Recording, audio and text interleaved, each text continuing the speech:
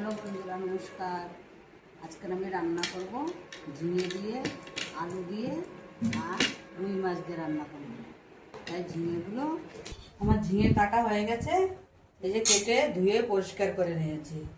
এখন আমি ইন্ডাকশনটা জ্বালিয়ে দেবো, কড়াই বসিয়ে দেবো রান্না করার জন্য। আর মাছে এখন লবণ হলুদ মাখিয়ে নেব। লবণ পরিমাণ মতো দিয়ে দিচ্ছি, হলুদ গুঁড়ো দিয়ে দিচ্ছি। এখন মাছের সঙ্গে মাখিয়ে নেওয়া ভালো করে। কড়াই গরম হয়ে গেছে, মাছ ভাজার জন্য তেল দিয়ে দিচ্ছি।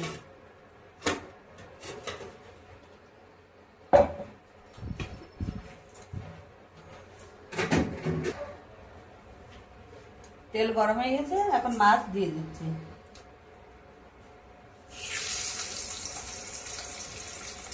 মাছগুলো লাল লাল করে ভেজে উঠিয়ে নেব হবে। এই দেখো কি সুন্দর ভাজা হয়ে গেছে, লাল লাল হয়ে গেছে। মাছগুলো ভাজা হয়ে গেছে, এখন আমি তুলে নিচ্ছি। এই দেখেন, এইভাবে মাছগুলো ভাজতে হবে। আমার মা রান্না করতো, আমরা তখন ছোটো ছোটো ছিলাম, কি সুন্দর লাগতো খেতে। সে স্বাদ যেন এখনো মুখে লেগে আছে। এই তেলে কটা জিরে জিরে ভেজে নেব।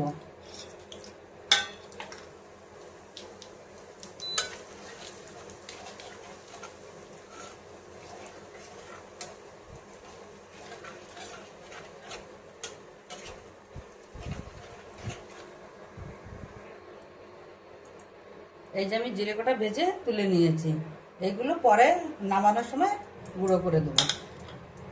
এই তেলে ফোড়ন দিয়ে দিচ্ছি তেজপাতা আর জিরে।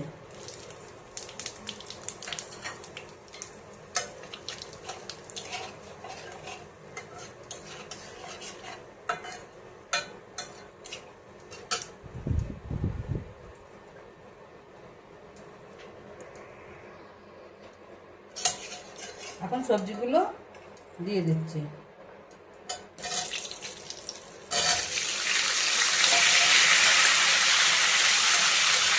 সবজিগুলো একটু বেশি কষাবো না, ঝিঙে অল্প কষে দিয়ে দেবো।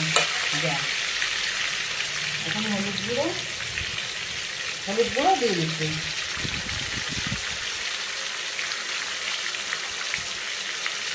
লবণ দিয়ে দিচ্ছি স্বাদ অনুসারে।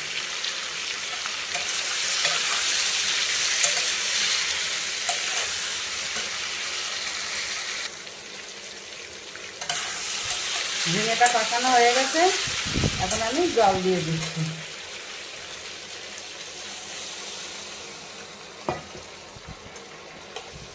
জল বেশি দেবো না, এইটুকুনি জল দেবো।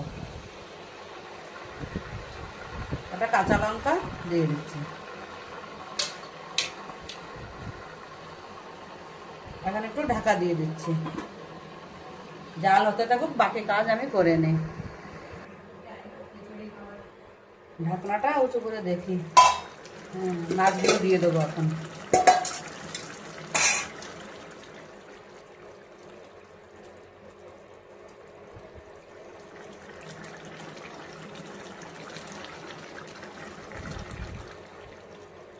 তরকারি হয়ে গেছে, এখন সেই ভাজা জিরের গুঁড়োটা দিয়ে দেবো।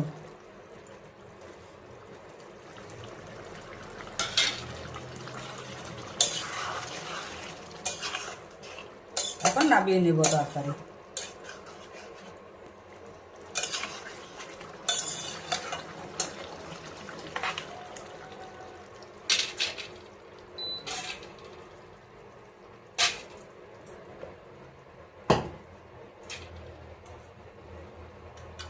এই দেখেন ঝিঙের তরকারি, কত সুন্দর তরকারি।